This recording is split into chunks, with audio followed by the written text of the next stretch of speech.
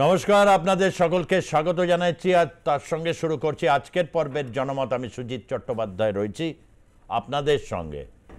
বাংলাদেশে একটা রুদ্ধশ্বাস চিত্রনাট্যের এমন একটা পর্যায়ে রয়েছে যেখানে মানুষ মধ্যে একটাই কথা, যে সত্যি কি ডক্টর ইউনূস থাকছেন না তিনি পদত্যাগ করছেন, তার কি পরিণতি হতে চলেছে। সর্বত্র এখন আলোচনা, বাংলাদেশে সর্বত্র, ঢাকার রাজপথ, গলি থেকে শুরু করে চায়ের দোকান, কফি হাউস, সর্বত্র এই আলোচনা এখন উদ্বেলিত। কারোর মধ্যে একটা থমথমে ভাব, বিশেষ করে আওয়ামী লীগের পতনের পর বাংলাদেশের মানুষ ভেবেছিলেন যে 15 বছর পর যে শাসনকাল, সেই শাসনকালকে অতিক্রম করে একটা সত্যিকারের নতুন বাংলাদেশ তৈরি হবে। আশায় বুক বেঁধেছিলেন তারা, এবং প্রচুর নৈরাজ্য হয়েছে, রাজপথ একেবারে দখল থেকেছে। ধীরে ধীরে 9 মাস অতিক্রান্ত যখন, তখন মানুষের মধ্যে সেটাই এসেছে যে অতীতের যে বাংলাদেশ সবসময় রাজপথ দখল, বিভিন্ন ইস্যুতে রাজনৈতিক আন্দোলনের নামে ভাঙচুর, লুটপাট, গ্রামীণ এলাকাগুলোতে বিভিন্নভাবে যেভাবে আর কি বিভিন্ন মাজার মন্দির সমস্ত ভাঙচুর করা হয়েছে, লুটপাট হয়েছে, মানুষের জীবন যাপনের উপর নানা রকম খড়গহস্ত নেমে এসেছে। তৎসত্ত্বেও একটা ইউনূসের উপর আশা ছিল যে সংস্কার হয়তো হবে এবং তারপর একটা বাংলাদেশে নির্বাচন হবে। কিন্তু প্রথম থেকে বিএনপির নির্বাচনের ব্যাপারে কিন্তু তারা দ্রুত নির্বাচন চেয়ে এসেছে। রাজনৈতিক শক্তিকে উপেক্ষা করে শুধুমাত্র সেনাবাহিনীর সহায়তায় যদি কোনো কিছু হয়, সেটা কতদিন অবধি গ্রাহ্য হবে। বাংলাদেশে কিন্তু এখন একটা নির্বাচনের দাবি তীব্র আকার নিয়েছে। মূলত এটা বিএনপি একাই এই ক্ষেত্রে অনেকটা এগিয়ে নিয়ে গেছে, এবং বিএনপি এবং আওয়ামী লীগ এই দুটো রাজনৈতিক দল, তার ব্যতিরেকে যে রাজনৈতিক দলগুলো রয়েছে বা নতুন জন্মাচ্ছে যারা, তাদের পলিটিক্যাল লোকাল স্ট্যান্ডই বা কতটা, এই সমস্ত নিয়ে বাংলাদেশের এখন একটা উত্তপ্ত পরিস্থিতি হয়ে রয়েছে। এবং এই উত্তপ্ত পরিস্থিতির মধ্যে থেকে অনেকগুলো প্রশ্ন রয়েছে, যে প্রশ্নগুলো সেনাবাহিনীর সাথে সংঘাত, এবং যে সংঘাতে জট কাটার কোনো লক্ষণ নেই। তার কারণ একটা আলটিমেটাম সেনাবাহিনীর থেকে দেওয়া হয়েছে, যেটা আমরা বিগত পর্বগুলোতে জনমতের ধারাবাহিকভাবে আলোচনা করেছি আগস্ট মাস থেকে বিভিন্ন সময়। এবং এই আলোচনার পরিপ্রেক্ষিতে দক্ষিণ এশিয়ার রাজনীতি এবং ভারতের একদিকে পশ্চিম প্রান্তে পাকিস্তান, অন্যদিকে পূর্ব প্রান্তে বাংলাদেশ, এই দুটো জায়গাতেই মৌলবাদ এবং সাম্প্রদায়িক যে বাতাবরণ এবং উগ্র ভারত বিদ্বেষ, এই উপাদানগুলো সর্বত্র মজুদ ছিল যথাযথভাবে। এবং সেক্ষেত্রে ভারতের যে স্ট্যান্ড পয়েন্ট এই মুহূর্তে সম্পূর্ণ একটা অ্যাগ্রেসিভ একটা স্ট্যান্ড পয়েন্টের মধ্যে রয়েছে। একেবারে স্ট্রেট তারা তাদের বয়ান দিচ্ছে, এবং কেন, কি কারণে, কি হতে পারে এবং কি পদক্ষেপ নেওয়া হবে সে ব্যাপারে আগামভাবে বুঝিয়ে দেওয়া হচ্ছে, যেটা বাংলাদেশের রাজনীতির ক্ষেত্রে একটা প্রভাব পড়েছে। মানবিক করিডর নিয়ে রীতিমতো যে চাপানুতো তৈরি হয়েছিল, তাকে এমন একটা জায়গায় হয়েছে যে মানবিক করিডর বাংলাদেশের বিপদ বাড়িয়ে কেন নোবেল শাস্তে চাইলেন ডক্টর ইউনূস। তিনি এক মহান ব্যক্তি, কেন শাস্তে চাইলেন যে মানবিক করিডরের নামে? কেননা অতীতে 6টা মানবিক করিডরের উদাহরণ আপনাদের কাছে তুলে ধরেছি, যেখানে মানবিক করিডরের মধ্যে দিয়ে যে কারণে করা হয়েছে তার ঠিক বিপরীত উদ্দেশ্য সাধিত হয়েছে। বাংলাদেশের ক্ষেত্রে এই মানবিক করিডর নিয়ে প্রায় সমস্ত রাজনৈতিক দল তারা উষ্মা প্রকাশ করেছেন যে বাংলাদেশের সার্বভৌমত্ব, এই প্রশ্নটা কি বিষবাও জলে চলে গেল। সেন্ট মার্টিন আজও কিন্তু একটা ধোঁয়াশার অন্ধকারে, কখনোই ডক্টর ইউনূসের সরকার বা তারা কিন্তু এই ব্যাপারে কোনো স্পষ্টীকরণ করেনি। এবং সেনাবাহিনীর এই জায়গা থেকে মানবিক করিডর, এবং সবচেয়ে বড় কথা যেটা সেনাবাহিনীর সাথে সংঘাত চূড়ান্ত আকার নিল যখন বাংলাদেশে তার জাতীয় নিরাপত্তা উপদেষ্টা হিসাবে খলিলুর রহমানকে তারা নিয়োগ দিলেন। খলিলুর রহমান চাপে পড়ে বললেন যে মানবিক করিডরের কোনো সিদ্ধান্ত হয়নি, কিন্তু ততদিনে অনেক জল পদ্মা দিয়ে তো বয়ে গেছে। তার আগে তৌহিদ হাসান বলেছিলেন যে এই নিয়ে সিদ্ধান্ত হয়ে গেছে। তারপর এই টানাপোড়েনের মধ্যে থেকে বিদেশ সচিব থেকে জসিম উদ্দিনকে সরিয়ে দেওয়া হলো এবং তার এই জায়গা থেকে এখন হচ্ছে বিভিন্ন শক্তি, বিভিন্ন উপদল এবং অনেকেই হচ্ছে তারা পদত্যাগের একটা কথা তারা নিজের থেকে বলছেন, পদত্যাগ করতে চাই, এইভাবে কাজ করা যায় না। নাহিদ ইসলাম একটা পোস্ট করলেন, সেখানে বললেন যে যেহেতু রাজনৈতিক ঐক্যমতে পৌঁছানো যাচ্ছে না, সেই কারণে ডক্টর ইউনূস পদত্যাগ করতে চাইছেন।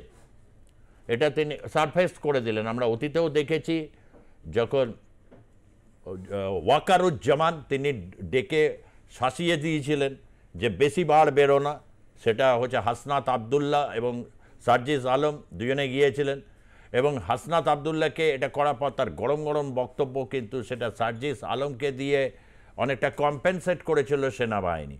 ততদিন অবধিও কিন্তু একটা ছিল, কিন্তু এখন এই মুহূর্তে যেন সেনাবাহিনী এককাট্টা রয়েছে এবং আজকে অনেকে ভেবেছিলেন যে মার্চ ফর শুক্রবার ছিল, মার্চ ফর ইউনূস, কিন্তু সেটা কার্যত খুব একটা বিশেষ জনতার থেকে কোনো সাড়া পাওয়া যায়নি। এ বলছে এ আগে নামুক, জামাত বলছে যে তোমরা ভাই আগে নামো, তোমরা বলতে এই জাতীয় নাগরিক পার্টি সে বলছে বাকিরা আগে নামুক তারপর আমরা আছি।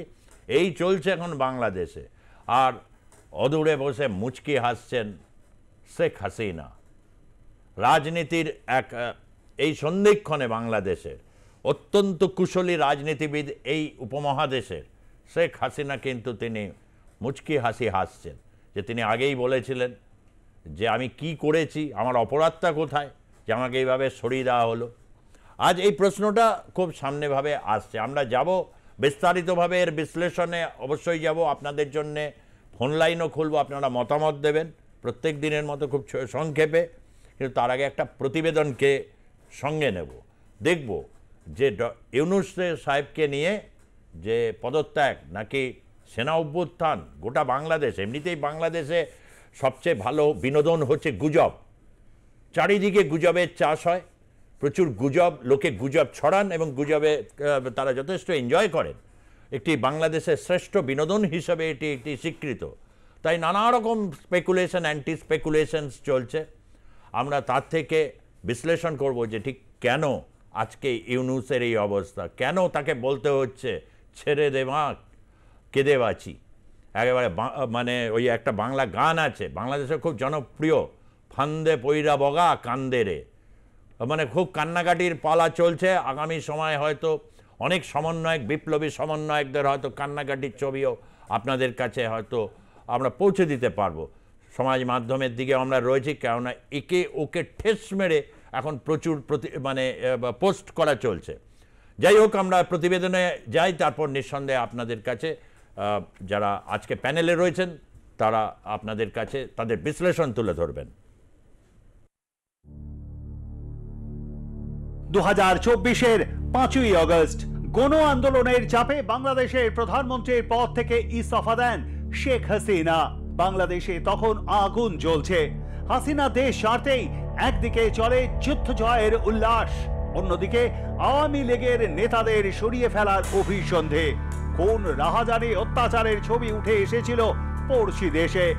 এরপরেই 8ই আগস্ট বাংলাদেশের রাশ হাতে নিতে তৈরি হয় অন্তর্বর্তী সরকার, যার প্রধান করা হয় নোবেল জয়ী মোহাম্মদ ইউনূসকে। একজন নোবেল জয়ী শিক্ষিত মানুষ অন্তর্বর্তী সরকারের মাথা হয়েছেন। অনেকেই উন্নতির আকাশ কুসুম স্বপ্ন দেখতে শুরু করেন। ইউনূসও দেশকে উন্নত করার শপথ নেন, কিন্তু সময় গড়াতেই বোঝা যায় আসলে সবই ফাঁপা আওয়াজ। ইউনূসের কালেই ভারতের সঙ্গে তিক্ততা বাড়তে থাকে বাংলাদেশের। ইউনূস ভাবখানা এমন দেখান যেন বাংলাদেশের আসল শত্রু ভারত। কথায় রয়েছে শত্রুর শত্রু আমার মিত্র। সেই উপদেশ মেনেই ইউনূস সরকারের কাছে জড়ো হতে শুরু করে পাকিস্তান, চীন। ভারতকে আড়ালে রেখে মুসলিম অধ্যুষিত দেশগুলির সঙ্গে তলে তলে সখ্যতা বাড়াতে থাকেন ইউনূস। আর তার ফলস্বরূপ বঙ্গবন্ধুর দেশের সঙ্গে এখন আদায় কাঁচকলায় সম্পর্ক ভারতের। সেই সম্পর্ক এখন এমন পর্যায়ে এসেছে যে বাংলাদেশের সঙ্গে আংশিকভাবে স্থল বাণিজ্য বন্ধ রাখতে বাধ্য হয়েছে মোদী সরকার। ব্যবসা বাণিজ্য থেকে দেশের উন্নয়ন সবেতেই ভাঁড়ে মা ভবারে। ঘরে বাইরে সমালোচিত ইউনূস সরকার, আর এতেই নাকি হতাশ হয়ে পড়েছেন নোবেল জয়ী ইউনূস। বৃহস্পতিবার সেই দেশীয় উপদেষ্টা পরিষদের বৈঠকে হতাশার কথা ব্যক্ত করেছেন মোহাম্মদ ইউনূস। সে দেশের সংবাদপত্রে প্রকাশিত তথ্য অনুযায়ী ইউনূসের দাবি, হতাশায় মোহাম্মদ ইউনূস। বাংলাদেশের সাম্প্রতিক পরিস্থিতি নিয়ে হতাশ ইউনূস। নতুন অন্তর্বর্তী সরকার গঠনের প্রস্তাব দিয়েছেন ইউনূস, আর সেই সরকারে না থাকার ইচ্ছা প্রকাশ তার। জাতির উদ্দেশ্যে ভাষণ দিয়ে তিনি স্পষ্ট করতে চেয়েছেন কোথায় সরকার চালাতে সমস্যা হচ্ছে। ইউনূসের দাবি, যে সংস্কারের কথা ভেবে অন্তর্বর্তী সরকার গঠিত হয়েছিল তাতে বিভিন্ন রাজনৈতিক দল একমত হচ্ছে না। আগামী নির্বাচন নিয়েও সন্দিহান ইউনূস। ভোটে ব্যালট ছিনতাই আটকানো যাবে কিনা তা নিয়ে সন্দেহ প্রকাশ। কাঙ্ক্ষিত সংস্কারের ব্যর্থতার দায় তিনি নিতে চান না। ইউনূসের রাজত্ব শেষ করা যত তাড়াতাড়ি সম্ভব বাংলাদেশ থেকে। কিন্তু ব্যাপারটা হচ্ছে, দেখো তুমি যদি if you read through the line, ও বলছে আমি পদত্যাগের কথা ভাবছি, ও বলেনি আমি পদত্যাগ করছি বা আমি পদত্যাগ করব। ও পদত্যাগের কথা ভাবছি, তার কারণ আমার এইভাবে দেশটাকে চালানো রাজনৈতিকভাবে সম্ভব হচ্ছে না। এটার মধ্যে মোহাম্মদ ইউনূস কিন্তু, আমি আগেও তোমাদের চ্যানেলে বলেছি, একজন বুড়ো ধূর্ত শেয়াল। তাকে কোনোভাবেই বিশ্বাস করা যায় না। ওনার মনের মধ্যে কি আছে আমরা জানি না, কিন্তু একটা জিনিস আমরা জানি, উনি ক্ষমতা লোভী একজন লোক, যিনি ক্ষমতার থেকে সরতে চায় না। এখন কথা হচ্ছে, এরকম সিচুয়েশন কি বাংলাদেশের মধ্যে ক্রিয়েট হলো, যেটা উনি ভাবছেন যদি উনি না সরে দাঁড়ায় হয়তো উনি অ্যারেস্ট হবেন, বা ওনার অবস্থা হবে কি ওনাকে বলা হবে তুমি তাড়াতাড়ি দেশ ছেড়ে পালাও, টানলে তোমাকে আমরা অ্যারেস্ট করে জেলে বন্দি করছি। এই ধরনের একটা সিচুয়েশন বাংলাদেশের মধ্যে ক্রিয়েট হয়েছে, যে বাঙালিদের যে সেন্টিমেন্ট, বাঙালিদের যে আইডিওলজি, বাঙালিদের যে ভাষা, বাঙালিদের যে কালচার, সেগুলো ফিনিশ করে সেখানে পিওরলি একটা ইসলামিক রিলিজিয়াস মুভমেন্ট শুরু করে বাংলাদেশকে ইসলামিক সংগঠন বা ইসলামিক দেশে পরিণত করে পাকিস্তানেরই ছোট ভাই করে তৈরি করার, এটা কিন্তু বাই অ্যান্ড লার্জ এই অপারেশন সিঁদুরের পর ওরা একটা জোল্ট খেয়েছে। ইউনূসের সিদ্ধান্ত এখনো চূড়ান্ত হয়নি, তবে খবর ছড়িয়ে পড়তেই বাংলাদেশে ফের ইতিউতি আলোচনা শুরু। প্রশ্ন উঠেছে, ইউনূস কেন নিজে মুখে না বলে নাহিদ ইসলামকে দিয়ে বলাচ্ছেন? তবে কি জল মাপছেন ইউনূস? অন্যদিকে বাংলাদেশের নির্বাচন নিয়ে সেনাপ্রধান ওয়াকারুজ্জামানের সঙ্গে মন কষাকষিকে ঢাল করে নিজের দিকে সমর্থন টানতে চাইছেন ইউনূস। কি হতে চলেছে বাংলাদেশের ভবিষ্যৎ? ব্যুরো রিপোর্ট, আর প্লাস নিউজ। কর্নেল সৌমিত্র রায়, প্রাক্তন সেনা কর্তা, তিনি একটা কথা যেটা বললেন, শ্রাই ফক্স, ধূর্ত শেয়াল।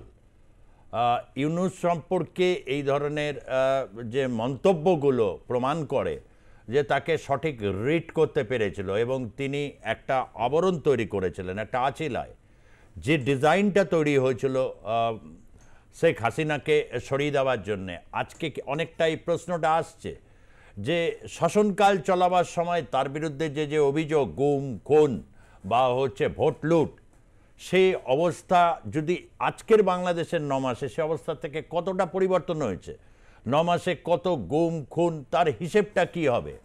এই সমস্ত কিছুকে উত্তরণ যদি ঘটে বাংলাদেশে, একমাত্র নির্বাচনের মাধ্যমেই কি উত্তরণটা তো সম্ভব? এই প্রশ্নটা আরও জোরালোভাবে করে দিয়েছেন। আমি সেদিনই বলেছিলাম যে ভারতের বিদেশ সচিব রণধীর জয়সওয়াল অপারেশন সিঁদুরের পর প্রচুর অ্যাক্টিভিজম, লালমনিরহাটে চীনকে নিয়ে যে সেনাঘাঁটি বা হচ্ছে চট্টগ্রামকে কেন্দ্র করে সেই যে বন্দর, তাকে ইজারা দেওয়া বা মানবিক করিডর, এগুলো বাংলাদেশের মতো অতি বৃহৎ নয়, একটি সে অর্থে একটি ছোট রাষ্ট্রের জন্য এটা কতটা নিরাপদযোগ্য। আর ঠিক সেই জায়গায় সংঘাত, ক্ল্যাশ অফ ইন্টারেস্ট, সেনাবাহিনী বাংলাদেশের সেনাবাহিনী চীনের মতো তারা কোনো যুদ্ধে কখনো প্রবৃত্ত হয়নি, তাই তাদের দেশের শান্তি শৃঙ্খলা এবং হচ্ছে সার্বভৌমত্বর প্রশ্নটা সেনাবাহিনীর কাছে প্রধান অগ্রাধিকার হবে, এটা স্বাভাবিক। তার কারণ তাহলে সেনাবাহিনীর দরকারটা কি? পুলিশই তো রয়েছে। সার্বভৌমত্বের এই প্রশ্নে কিন্তু একটা চরম জায়গা হয়েছে। কেন ডক্টর ইউনূস এটা করতে গেলেন, বা তার অন্তর্বর্তী সরকার, যেটা এখন তারা জোরালোভাবে বলতেও পারছে না, বরঞ্চ ঢোক গিলছেন, এইখানেই একটা রহস্য লুকিয়ে আছে। আর ঠিক এই জায়গাটাতেই ভারতের থেকে একদম সশব্দে হিট। রণধীর জয়সওয়াল পরিষ্কার করে দিয়েছেন ভারত নির্বাচন চায়, ভারত নির্বাচন চায়, নির্বাচন অন্যান্য চায়, বা আমেরিকা, ইউরোপিয়ান ইউনিয়ন যারা বাংলাদেশের নির্বাচন নিয়ে অতীতে অত্যন্ত উৎসাহ ছিলেন, তাদের থেকে কিন্তু যথেষ্ট বক্তব্য কখনো আসেনি এখনো এই পর্যায় পর্যন্ত। এবং বিএনপি, বাংলাদেশ ন্যাশনালিস্ট পার্টি, তারা নির্বাচন চায়, এবং বিএনপি মুখ ফেরাতেই কি অনেকটা জামাত বা হেফাজতে ইসলাম তারা অনেকটা ম্রিয়মাণ হয়ে গেল। সংস্কারের প্রশ্নটাকে রেখে আরেকটু দীর্ঘায়িত হতে পারত ডক্টর ইউনূসের শাসনকাল, তাতে বেশ কিছু লোকের কাজ হচ্ছিল, কিন্তু একটা রাজপথ উত্তাল হয়ে যাচ্ছিল। বারবার এই ছবিগুলো তো আপনাদের দেখিয়েছি, তাই পুরনো প্রসঙ্গে ফিরতে চাই না।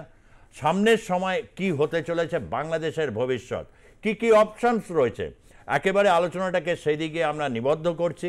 এবং আমরা যথাসময়ে ফোন লাইন আমি পিসিআরকে বলবো খুলে দেবে আপনাদের জন্য, আপনারা অংশগ্রহণ করবেন। আজকে রয়েছেন আমাদের সঙ্গে প্যানেলে কলকাতা হাইকোর্টের বিশিষ্ট আইনজীবী এবং বিভিন্ন ডিবেটে তিনি অংশগ্রহণ করেন বিভিন্ন টেলিভিশন চ্যানেলে, শ্রমিক বাগচি, তাকে স্বাগত জানাচ্ছি।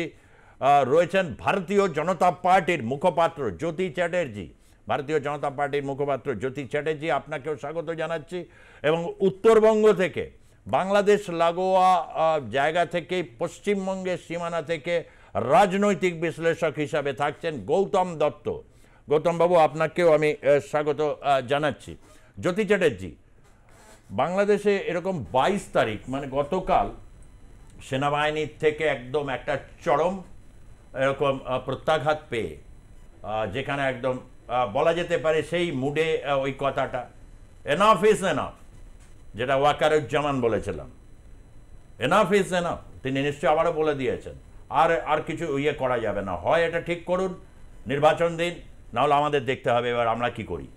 কেন এটা তাদের একদম এখতিয়ারের মধ্যে গিয়ে ঢুকে গেছে। বাংলাদেশের সেনাবাহিনীকে কার্যত চ্যালেঞ্জ জানিয়েছে বাংলাদেশের ভেতরকার শক্তি। তারপর 22 তারিখ নাহিদ ইসলাম, নাসিরুদ্দিন পাটোয়ারি, সার্জিস আলম, আব্দুল হাসনাত, এদের সাথে বৈঠক হলো। বৈঠকে একটা মনে হয় প্ল্যানও মনে হয় ইউনূস সাহেব করেছেন, শুক্রবার থেকে একদম বেশ জ্বালিয়ে দাও, পুড়িয়ে দাও, কিন্তু এবার সেরকম সাড়া পাওয়া গেল না। কি হতে পারে বলো তো, মানে কি রয়েছে? ভারতীয় জনতা পার্টি পশ্চিমবঙ্গ রাজ্য যারা গোটা ঘটনাকে প্রথম থেকে অত্যন্ত গুরুত্ব সহকারে দেখছে, সেখান থেকে দাঁড়িয়ে কি মনে হচ্ছে, তোমাদের কাছে কি তথ্য আছে? না দেখুন, ফার্স্ট অফ অল একটা ধরুন একটা গণ অভ্যুত্থান, ওদের ভাষায় যদি আমি গণ অভ্যুত্থানই ধরে নিই, যে গণ অভ্যুত্থানের মাধ্যমে একটা নির্বাচিত সরকারকে তারা ওখান থেকে সরিয়ে দিয়েছিল এবং সরানোর পরে তারা ইউনূসকে নিয়ে আসলো এবং প্রধান উপদেষ্টা পদে বসিয়েছিল। তাহলে তার কি কাজ হওয়া উচিত?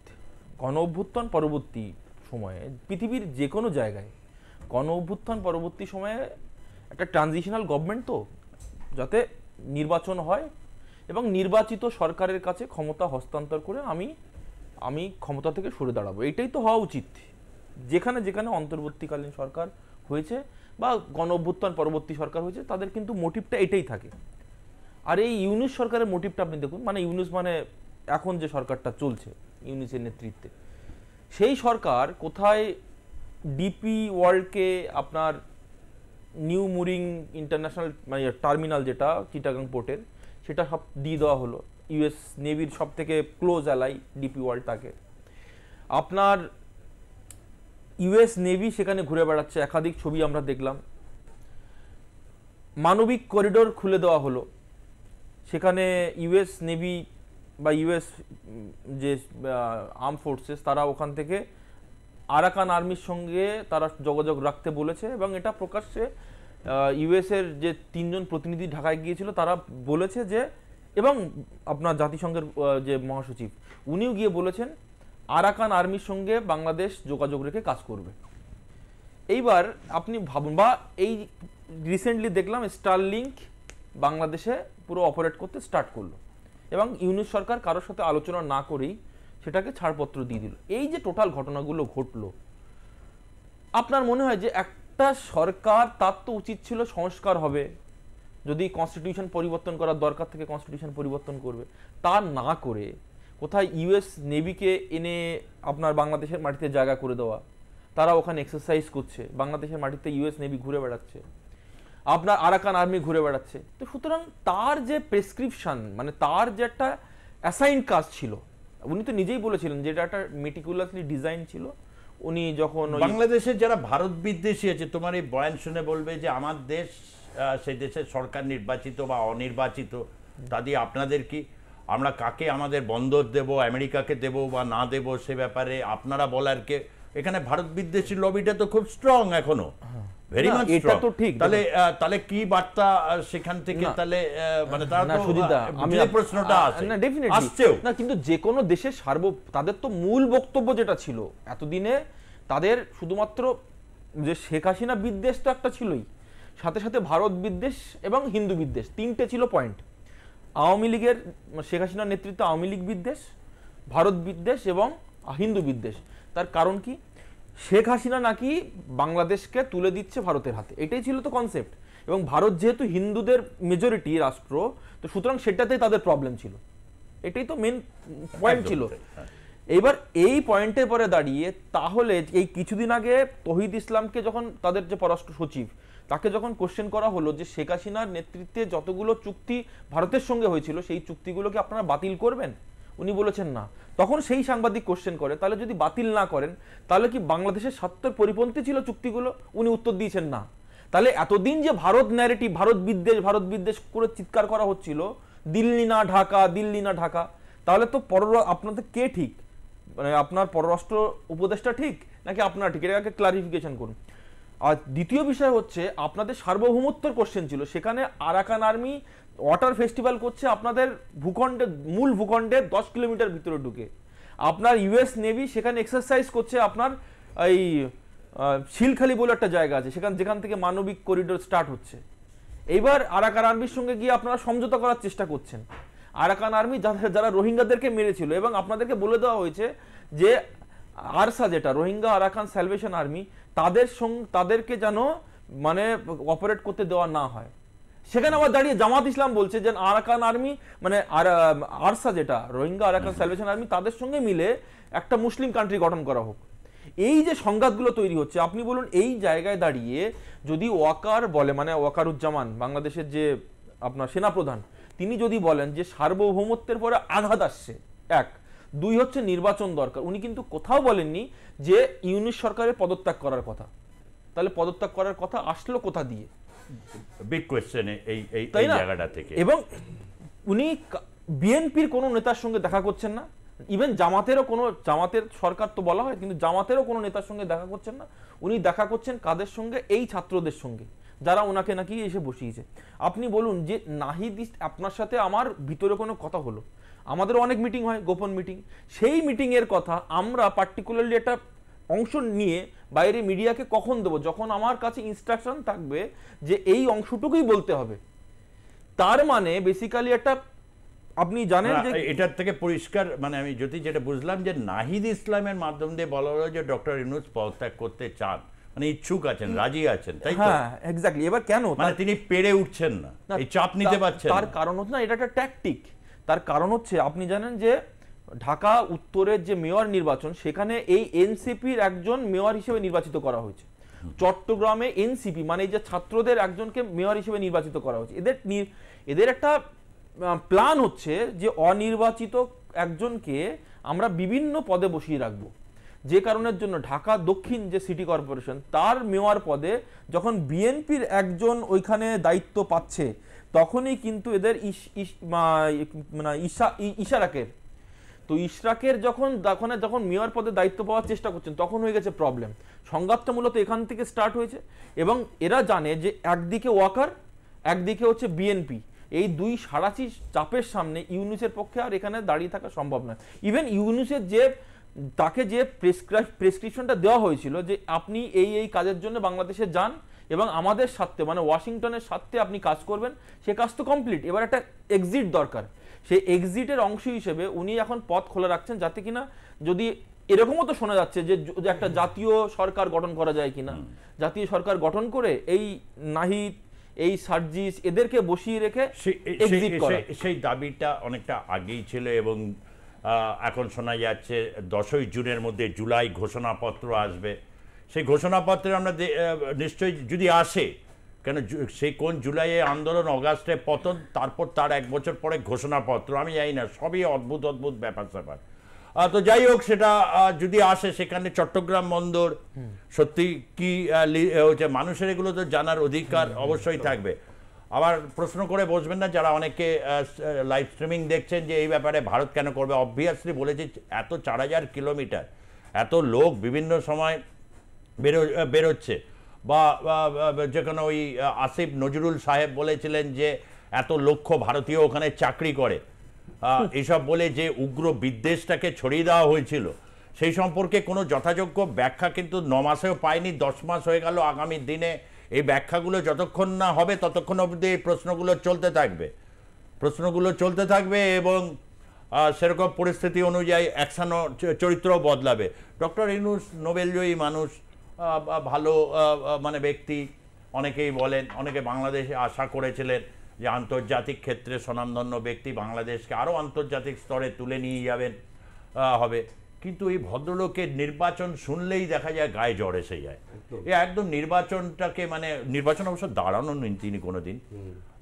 তো যাই হোক, এরকম নির্বাচন নয়, আর শুধু বলছেন আমি এখন পদত্যাগ করতে চাই।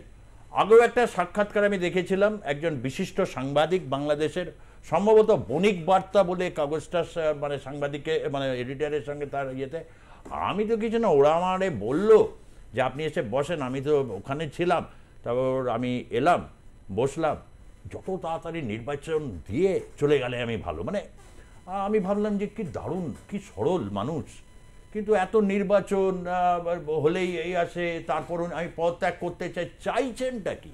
দেখুন, আমি প্রথমে একটা কথা বলি, মানে দেখুন একটা কথা, বাংলাদেশের উনি মানে সব থেকে হায়েস্ট পোস্ট দখল করে এখন মানে উনি আছেন, কিন্তু একটা জিনিস, এই যে শেখ হাসিনা যখন চলে গেলেন বা তাকে তাড়ানো হলো, তারপরে যে একটা উদ্দেশ্য তো ছিলই, এবং তাকে বলা হলো, তিনি সেখানে এসে বসে গেলেন। এমন একটা অদ্ভুত জিনিস, আমি তাদের ভেতরের মানে তাদের আভ্যন্তরীণ কি ব্যাপার আমি সেটার মধ্যে যাচ্ছি না, আমি কতগুলো মানে ধরুন আমরা যেটা দেখছি ভারত থেকে তিনি আসার পর বাংলাদেশে কি হলো, মানে আমি যদি প্রথম থেকে ধরি, শেখ হাসিনাদের যে দল আওয়ামী লীগ, তাদের লোকজনদের মারধর করা হলো, তারা সেই দেশ ছেড়ে দিলেন। কোনো গণতান্ত্রিক দেশে, মানে একটা দেশ উন্নত হচ্ছে, এরম দেশে কোনো দল হেরে গেলে, আমাদের এখানেও হয়, গন্ডগোল হয়, কিন্তু এরম ধরনের অত্যাচার আমরা দেখিনি। হিন্দুদের ওপর একটা এই জিনিসটা হলো, এটা আমরা সবাই দেখেছি, ওই সময় একটা গন্ডগোল। একজন নোবেল জয়ী, তিনি হতে পারে তিনি হয়তো এই গ্রামীণ ব্যাংকের এই অর্থনীতি এই চাঙ্গা করার জন্য, কিন্তু আপনি আমাকে একটা কথা বলতে পারবেন, এই যে সময়টায় বাংলাদেশের, আচ্ছা তিনি যে বিষয়ে নোবেল পেয়েছিলেন, তিনি যদি আজকে একটা হাইয়েস্ট পোস্টে থাকেন, আমি বলতে চাইছি যে একজন মানুষ, তিনি তো একটা অনেক উচ্চতায় নিয়ে যাবেন, আপনি তো সেইটাই বলতে চাইছেন। তাহলে এই সময়ের মধ্যে বাংলাদেশের অর্থনীতি কোথায় গিয়ে পৌঁছেছে এই সময়ের মধ্যে? এবং আমার তো মনে হয় যে ছাত্ররা, মানে ছাত্রদের পিছন থেকে কেউ একটা মদত দিয়েছিল, তারপরে তারা ওই একটা গণ অভ্যুত্থান, শেখ হাসিনাকে তাড়িয়ে দেওয়া এবং ওনাকে নিয়ে আসা। প্রথম আমি তো দেখে খুব অবাক হতাম, যেটা আপনি বললেন, এই বৃষ্টির মধ্যে তিনি দাঁড়িয়ে আছেন, যারা ছাত্ররা শহীদ হয়েছে, তিনি যেন মানে ছাত্রদের জন্য খুব একটা মানে নিজের মানে একটা মানে সময় তিনি দিচ্ছেন, ছাত্রদের পাশে বসিয়ে তিনি মিটিং করছেন। কিন্তু ধীরে ধীরে আস্তে আস্তে আমার মনে হয় তিনি তার আসল রূপ মানে দেখাতে শুরু করলেন। এই যে সেনাবাহিনী তো এক সময় মানে এই যে সেনাবাহিনী তো তাকে ৪৫ মিনিট সময় দিয়ে শেখ হাসিনাকে বলেছিল যে আপনি চলে যান, না হলে আমরা অভ্যুত্থান থামাতে পারবো না বা কিছু, এবং সেনাবাহিনীর খুব পছন্দের লোক ছিলেন ডক্টর ইউনিস। আজকে কান পাতলেই শোনা যাচ্ছে এই ডক্টর ইউনিস তার সঙ্গে সেনাবাহিনীর নাকি ঠান্ডা লড়াই চলছে, সেনাবাহিনী নাকি তাকে আলটিমেটাম দিয়ে দিচ্ছে। যদিও সেটা সত্যি মিথ্যে কতটা কি আমরাও তথ্য পাচ্ছি, সত্যি মিথ্যে বলতে চাই মানে ইয়ে হচ্ছে না। আর এই যে পদত্যাগ করতে চাই, তার আগে আরেকটা প্রসঙ্গ আপনি যেটা বললেন সেইটা সম্পর্কে বলি। ওনার একটা ইন্টারভিউ শুনছিলাম বেশ কয়েক মাস আগে, হঠাৎ করে বলতে বলতে যখন ওই নির্বাচনের ব্যাপারটা এলো তখন বললেন ওটা একটা হয়ে যাবে বছরখানেক পরে আমরা চিন্তা ভাবনা করবো। আপনি মানে এটা অদ্ভুত ব্যাপার, ওদের দেশের যদি আপনি সংবিধান দেখেন, আমি তো মানে একজন আইনজীবী, তো মানে এই জিনিসগুলো আমার আগে মনে পড়ে, ওদের দেশের সংবিধানে এই কথা কিন্তু স্পষ্ট যে ৩ মাসের মধ্যে যে কোনো সরকারকে ৩ মাসের মধ্যে তাকে হচ্ছে নির্বাচন করতে হবে।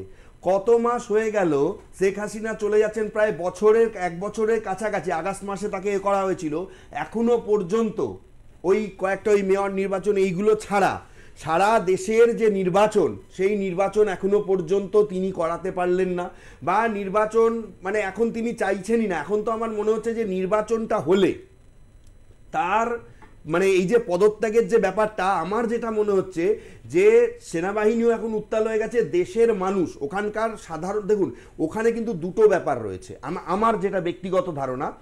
কারণ আমাদের পশ্চিমবঙ্গের কিছু তো ধরুন মানে যারা আগের থেকে এসেছিলেন, কিছু তাদের রিলেটিভ, তাদের কিছু লোকজন চেনা পরিচিতি মানুষ ওখানে তো থাকেন, সাধারণ মানুষ তারা কিন্তু বলছেন যে ডক্টর ইউনিসের জমানায় আরো খারাপ হয়েছে দেশের পরিস্থিতি। বলছে যেটা আমরা ভেবেছিলাম যে একজন নোবেলজয়ী একজন অর্থনীতিবিদ মানে তিনি আসছেন, বোধহয় দেশের অনেক অনেক উন্নতি হবে, বলছে দেশ 10 বছর আরো পিছিয়ে গেছে।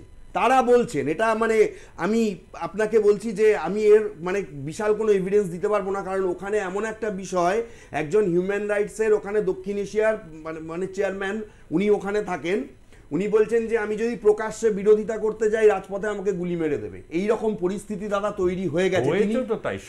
তিনি সেখানকার সুপ্রিম কোর্টের আইনজীবী, তিনি বলছেন। তারপরে আপনি নিশ্চয়ই জানেন যে ওই একজন সেই ভারত সেবাশ্রম সংঘের মহারাজ, তার হয়ে আইনি লড়াই লড়ার জন্য কয়েকজন কিন্তু তার আইনজীবীদের সঙ্গে কিরকম খারাপ ব্যবহার করা হয়েছিল, এবং কলকাতায় তিনি ডাক্তার দেখাতে এসেছিলেন, তার একজন আইনজীবী তিনি বলেছিলেন যে আমার জীবন যায় যাক তবু আমি লড়বো। তার মানে একজন ধরুন একজন আইনজীবী, ঠিক আছে, তিনি জীবনের আশঙ্কার ভয় করছেন। আমি তো মানে তার বক্তব্য যখন আপনাদের চ্যানেলে আমি শুনেছিলাম তো অবাক হয়ে গেছিলাম যে একজন আইনজীবী তিনি বলছেন যে আমার জীবন যায় যাক, দেশের এই রকম পরিস্থিতি, মানে সেখানে সাধারণ মানুষ বলছে, উনি নিজে এখানে বসে আপনাদের চ্যানেলেই কোনো একটা জায়গায় ইন্টারভিউ দিয়ে তিনি বলেছিলেন যে দেশের পরিস্থিতি ভালো নয়, আমরা ওখানে মানে হচ্ছে নিরাপত্তাহীনতায় ভুগছি। ওকে, আমি একটু গৌতম দত্ত আপনার কাছে আসবো, তার আগে ইউনুস আলী মুর্শিদাবাদ থেকে সংক্ষেপে বলবেন। ইউনুস আলী। হ্যাঁ নমস্কার। হ্যাঁ, বিষয়টা হচ্ছে বাংলাদেশের আপৎকালীন যে পরিস্থিতি, সেই পরিস্থিতির প্রেক্ষিতে ওই দুটো লোকের রাজনৈতিক মূল্যায়নটা, চারিত্রিক বৈশিষ্ট্য, অন্যান্য যে সমস্ত কাণ্ড কারখানা বাংলাদেশের বুকে ঘটাচ্ছে, এই বিষয়টা অতীব সচেতন ভাবে এবং যথার্থভাবে বাংলাদেশের মানুষের, গোটা ভারতবর্ষের মানুষকে অবগত করার দরকার আছে। এই মানুষ দুটো, এক হচ্ছে সেনানায়ক আর দুই হচ্ছে ওই ভদ্রলোক, নোবেল প্রাপ্ত ভদ্রলোক। এই দুটো আর হচ্ছে কি বাকি মানুষ আর কেউ নাই, সব গর্তে ঢুকে গেছে। যারা সুস্থ মানসিকতার লোক তাদেরকে জেলে ঢুকিয়ে দেওয়া হয়েছে অথবা গৃহবন্দী করা হয়েছে। এই অবস্থাতে দেশটা সামগ্রিকভাবে যেটা অভিনয় চলছে, ভণ্ডামি চলছে, নোংরামি চলছে, যা আমাদের ভারতবর্ষের মানুষের কাছে একটা ঘৃণিত বিষয়। এই বিষয়টাই আজকে আমাদেরকে হতাশ করছে যে একই কাণ্ড হলো। ওই বাংলা, আমাদেরই বাংলা, এই বাংলায় আমাদের যে চারিত্রিক বৈশিষ্ট্য, আমাদের যে নৈতিকতা, আমাদের যে মানে অন্যান্য বিষয়গুলো, সাংস্কৃতিক জগৎ, সেটা এত অধঃপতনের জায়গায় যাবে এই দুটো মানুষের জন্য। তাই আমি এই বিষয়টাই আপনারা বিশেষভাবে আলোচনা করব। ধন্যবাদ। ধন্যবাদ ইউনুস আলী। আমি সরাসরি গৌতম দত্তের কাছে হচ্ছে সত্যি ইউনুসকে নিয়ে যেটা হচ্ছে, ইউনুস যদি চলে যায় কেউ বলছেন তাহলে অনাথ হয়ে যাবে বাংলাদেশ। এখনো একটা হয় না এরকম, যেসব ব্যক্তির এরকম তকমাটা আছে তাদের হ্যালোটা বেশি হয়। আবার কেউ কেউ একটা বক্তব্য হচ্ছে যে যাই হোক না কেন ইউনূসের দ্রুত নির্বাচন দেওয়াটাই হচ্ছে খুব শ্রেয় পথ ছিল, কিন্তু যত তিনি এটা ডিলে করছেন সংকট তাকে যেভাবে ঘিরে ধরছে, বেরিয়ে আসতে পারবেন না সত্যি আলটিমেটলি ওই পদত্যাগ করব বা এই করব। আমি তো চাই আগে, আবার কখনো কখনো হঠাৎ হচ্ছে একটা ভিটামিনের শক্তিতে উদ্দীপিত হয়ে বলছেন আগে সংস্কার পরে নির্বাচন, হয়তো কালকেই শোনা যাবে হঠাৎ তিনি এরকম বলতে শুরু করলেন। এই যে পরিস্থিতিটা চলছে, এই পরিস্থিতিটা কি মানে সত্যি যে এই যে স্বার্থগুলোর দ্বন্দ্ব এখন যে জায়গায় গিয়ে রয়েছে, এটাতে যদি না হয় তাহলে বাংলাদেশ একটা কি মানে বলা যেতে পারে অ্যানাদার মানে একটা যজ্ঞক্ষেত্র তৈরি হবে পৃথিবীর বিভিন্ন পরাশক্তিগুলোর, আমেরিকা, চায়না এবং হচ্ছে ভারতের একটা স্টেক তো আছেই অবশ্যই। তো কি জায়গা থেকে আপনি এটা বলবেন আজকের এই মুহূর্তের পরিস্থিতি? আমি আপনাদের বলি, গোটা বিষয়টার পিছনে ভারত সুকৌশলে যা খেলবার খেলে দিয়েছে। একটু অন্যভাবে আজকে ব্যাখ্যাগুলো আমি করছি।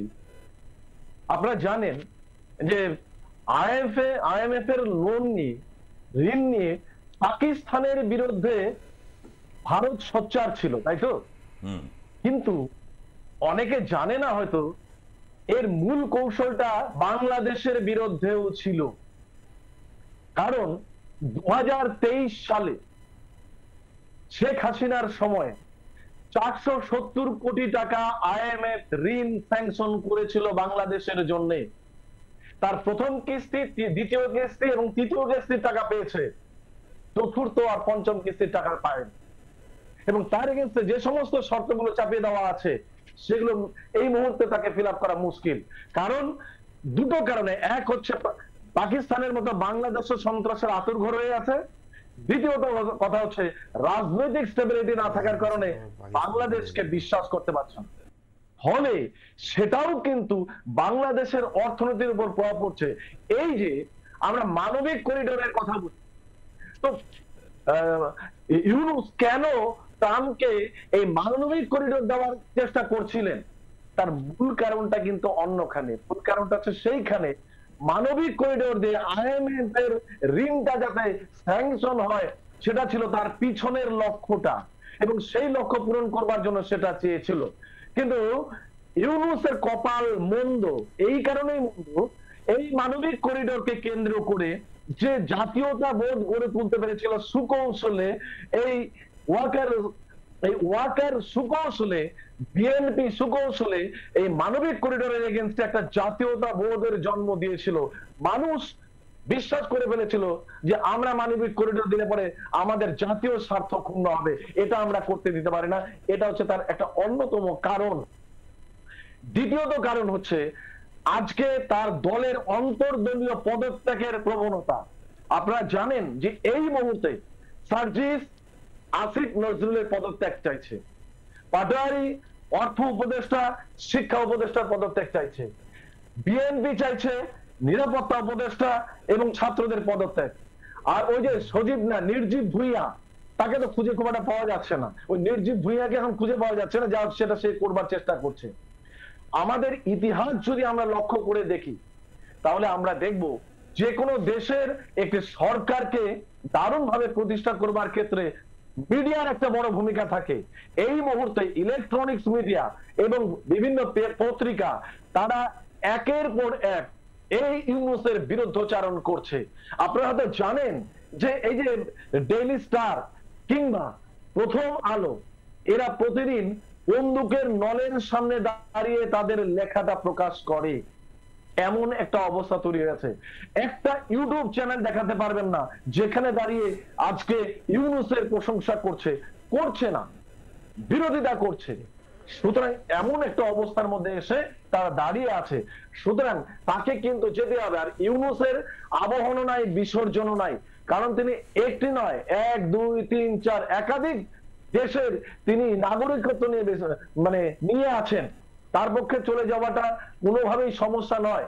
আমরা বাংলাদেশের 1971 সালের যদি মুহূর্তটা দেখি তাহলে আমি একাধিক পত্রিকার কথা বলে দিতে পারি, যেমন নিউ ইয়র্ক টাইমস, কিংবা দ্য ইভিনিং স্টার হেরাল্ড কিংবা সিডনি মর্নিং হেরাল্ড, এই যে বিভিন্ন পত্রিকাগুলো, একাধিক পত্রিকা সেদিন বাংলাদেশের পক্ষে কথা বলেছে। এমনকি লন্ডনেরও নিউজ স্টেটমেন্ট পর্যন্ত বাংলাদেশের পক্ষে কথা বলেছে। আজকে কোনো মিডিয়া, কোনো পত্রিকা ইউনূসের পক্ষে কোনো কথা বলছে না। ফলে একাধারে এই সমস্ত ঋণগ্রস্ত অবস্থা, কারণ সাধারণ মানুষের ডিমান্ড, সাধারণ মানুষ চেয়েছিল অর্থনৈতিক স্টেবিলিটি, সেটা পায়নি। ফলে একটা মহাদেশীয় এরকম পরিস্থিতিতে সাধারণ মানুষের ভেতরে যে একটা ভয়ঙ্কর সমস্যা, অর্থনৈতিক সমস্যা, বিশেষ করে গার্মেন্ট শ্রমিকদের কথাটা আমি সবচেয়ে বেশি এক্ষেত্রে এটা বলবো, কেন গার্মেন্ট শ্রমিকদের যে তাদের একটা অপূরণীয় তাদের একটা অবদান তারা রেখেছে আজকের বাংলাদেশের জাতীয় আয় বৃদ্ধির ক্ষেত্রে। বিদেশের থেকে রেমিটেন্স এসছে, এটা ঠিক কথা, কিন্তু তারা বাংলাদেশে বসে এরকম একটা মানে পরিস্থিতি থেকে তারা গিয়ে পড়তে হবে তাদের, এটা কিন্তু তারা কল্পনাতে যে আনতে পারেনি। এটা অন্তত বাংলাদেশে যাওয়ার আমাদের প্রয়োজন নেই, কিন্তু আমরা এখানে থেকেই এটাকে অন্তত বুঝতে পারি। আমি একটু যদি মানে এই জায়গা থেকে ইউনূস ছেড়ে দেনে বেলা নয়, অনেকবার চেষ্টা তো হয়েছে যে সরিয়ে দেওয়ার, শাহাবুদ্দিন চুপ্পু প্রেসিডেন্ট হাউস ঘিরে ফেলা, কোথাও কোথাও এরকমও তো আসছে যে সেনাবাহিনী রাজনীতির মধ্যে ঢুকে পড়ছে, এটা ঠিক না, এই ধরনের বয়ান আসবে। মানে কেউ কেউ মানে ইউনূসের বিভিন্ন অনেক ধরনের এখন উপদেষ্টা আছেন, তাদের কাউকে দিয়ে এটা বলাচ্ছেন। কার্যত খেলাটা এখন তার হাত থেকে বেরিয়ে গেছে, সেই কারণে কি এরকম ফোর্স পাস। কারণ আজকে একটা মার্চ ফর ইউনূস এরকম একটা ডাক ছিল, কিন্তু তার কোনো সাড়া শব্দ সেভাবে হয়নি। কোথাও আর কি একে বলছে তুমি আগে নামো তারপর আমি আছি, মানে আজকে এখন আর কেউ রিস্ক নিতে চাইছে না। এই পরিস্থিতিটা হয়েছে। এইরকম একটা পরিস্থিতির মধ্যে দাঁড়িয়ে ভারতের ভূমিকাটা এখন কি থাকবে তাহলে? না দেখুন, এরা তো আপনি প্রত্যেকটা কাউকে না কাউকে আপনি কোনো কোনো সময় বোকা বানাতে পারবেন, কিন্তু একটা মানুষকে বারে বারে আপনি বোকা বানাতে পারবেন না। এই যে ধরুন ভারতের জুজু দেখিয়ে বা আওয়ামী লীগের জুজু দেখিয়ে যে বারবার করে যে রাজু ভাস্কর যে সামনে ডাকা বা হচ্ছে ওয়াকার না হাসনাত চিৎকার করা, মানুষ একটা টাইমে আসতো, কিন্তু এখন বুঝতে পারছে যে আলটিমেটলি কি হতে চলেছে, যে ইউএস নেভি কোথায় এসে ডক করছে, সার্বভৌমত্বে আঘাত আসছে, এইগুলো তো তারা বুঝতে পারছে, সাধারণ জনগণ। তো সুতরাং তাদের থেকে তো মুখ ফিরিয়ে নেবে, এটা অতীব স্বাভাবিক। এবং এটাও অতীব স্বাভাবিক যে দেখুন আমরা we should not bit around the Bush. এটা আমি যেটা মনে করি বা যতটুকু আমাদের মানে লেভেল অফ আন্ডারস্ট্যান্ডিং, সেটা হচ্ছে ওনার যে যতটুকু দায়িত্ব ছিল, যে দায়িত্ব হচ্ছে মানে আপনার ওয়াশিংটনের স্বার্থসিদ্ধি, পশ্চিমা বিশ্বের স্বার্থসিদ্ধি করা, সেটা উনি করেছেন। এবং ভারতের সঙ্গে এই কারণের জন্য আপনি দেখবেন মাঝে উনি চেষ্টা করেছিলেন একটা ব্যালেন্সিং অ্যাপ্রোচ নেওয়ার। ব্যালেন্সিং অ্যাপ্রোচ বলতে যে চায়নার সঙ্গেও আমি থাকবো, আবার এদিকে আমি ইউএসকেও একটা জায়গা করে দেবো। মানে এদিকে হচ্ছে জান্তা গভর্নমেন্ট মায়ানমারের সঙ্গে আমি যুদ্ধে জড়িয়ে পড়বো মানবিক করিডোরের মাধ্যমে, ওদিকে আমি লালমনিরহাটটা চায়নার হাতে তুলে দেবো। এই একটা মানে ব্যালেন্সিং অ্যাপ্রোচ নিয়ে উনি থাকতে চেয়েছেন। ব্যালেন্সিং মানে না মানে হজবড়লো বা খিচুড়ি টাইপের, এটা কারণ হচ্ছে ওই চায়না একটা কনফ্লিক্টিং জোনে কেন সে মানে বিনিয়োগ করবে না, এক্স্যাক্টলি। এবার এটাই হচ্ছে না, ওদের চায়নার তো ইন্টারেস্ট আছে না ওখানে, চায়নার তো অবভিয়াসলি ইন্টারেস্ট আছে বিকজ স্ট্র্যাটেজিক লোকেশন। কিন্তু এখন ভারত তো নিউ ভারত, যদি কেউ এই ইউনূসও যদি মনে করে যে লালমনিরহাটটাকে দিয়ে আমি ইন্ডিয়াকে প্রেসারে রাখবো, তাহলে ইন্ডিয়া কিন্তু আমি তো আগের দিনও বলেছি যে অপারেশন সিন্দুর যেটা ওটা কমা হয়েছে, ফুল স্টপ কিন্তু হয়নি।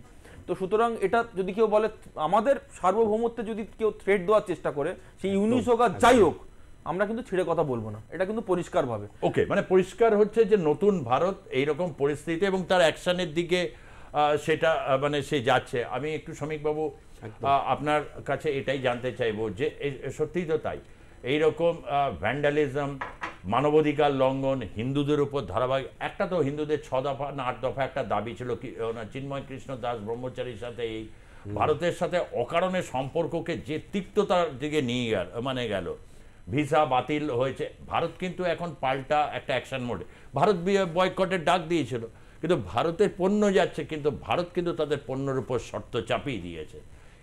এইটা মনে হয় মানে একটা অনভিপ্রেত একটা সিচুয়েশনসকে তৈরি করলো এই ফেসটা। একদম। এবং মানে আরো একটা বিষয় বলি,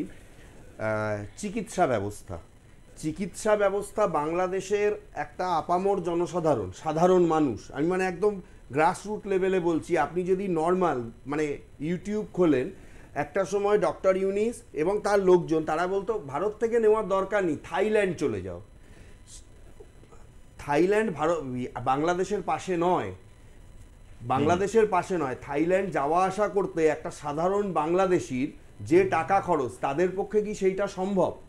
ভারত ছিল বলে তাদের কিন্তু চিকিৎসা ব্যবস্থাটা, আপনি যে কোনো কলকাতার যে কোনো হসপিটাল আপনি দেখুন, সেখানে আপনি বাংলাদেশি মানে আপনি আগে মানে মোটামুটি ধরুন এই শেখ হাসিনার ওই সময়টায় বন্ধ ছিল, তারপরে কিন্তু আস্তে আস্তে সম্পর্কটা স্বাভাবিকের দিকে যাচ্ছিল, আবার কিন্তু চিকিৎসা ভিসা এগুলো সব দেওয়া হচ্ছিল। কিন্তু অকারণে, এটা আপনি একদম ঠিকই বলেছেন, মানে এই যে যখন পাকিস্তানের সঙ্গে ভারতের একটা এই পহেলগাম ঘটনার পরে একটা সংঘাত তৈরি হলো, একটা এই মানে যুদ্ধ, তারপরে যুদ্ধবিরতি, এই সময়ে আবার যেন মাঝে যে সিনেমা একটা কথা উঠেছিল যে চিকেন নেক নিয়ে নেব, হ্যাঁ আসাম দখল করে নেবো, কেউ কেউ বললেন কলকাতা দখল করে নেবো, মানে অদ্ভুত একটা পরিস্থিতি। কিন্তু ডক্টর ইউনিস, মানে আমি এটা অবাক হয়ে যাই, একজন নোবেলজয়ী অর্থনীতিবিদ, তিনি কখনোই এর বিরুদ্ধে গিয়ে একটা কথা বললেন না। মানে একটা দেখুন, একটা তুমি প্রতিবেশী দেশ সম্বন্ধে এই কথাগুলো বলছো, মানে একজন তিনি নির্বিকার, উনি পরোক্ষভাবে সেই কথাগুলো বলেছেন চায়নায় গিয়ে। ওকে, আজকে সময় অতিক্রান্ত। We are the guardian of the Bay of Bengal, we are the guardian of মানে অফ দ্য ওশেন, মানে ওই অঞ্চলের আর কি বড় বড় উনি রয়েছেন। কিন্তু ন্যায়, মানবিকতা এবং ভারতের মতো একটি শক্তিকে খাটো করে দেখা এবং তার যোগ্য জবাব যে দেবে ভারত এবং পেতে শুরু করেছে, এবং এটা বাড়াবাড়ির পর্যায়ে গেলে আরও যে কি ভয়ঙ্কর জিনিস অপেক্ষা করতে পারে, এগুলো কিন্তু আজকের সময় দাঁড়িয়ে এটা ভাবা উচিত। ধন্যবাদ শ্রমিক বাগচি আপনাকে, ধন্যবাদ জ্যোতি চ্যাটার্জি ইউপি মুখপাত্র আপনাকে, এবং গৌতম দত্ত রাজনৈতিক বিশ্লেষক আপনাকেও ধন্যবাদ। আপনাদেরকেও যারা দেখলেন আজকের পর্বের জনমত, দেখতে থাকুন আর প্লাস নিউজ, সবার আগে সবার পাশে। ধন্যবাদ, নমস্কার।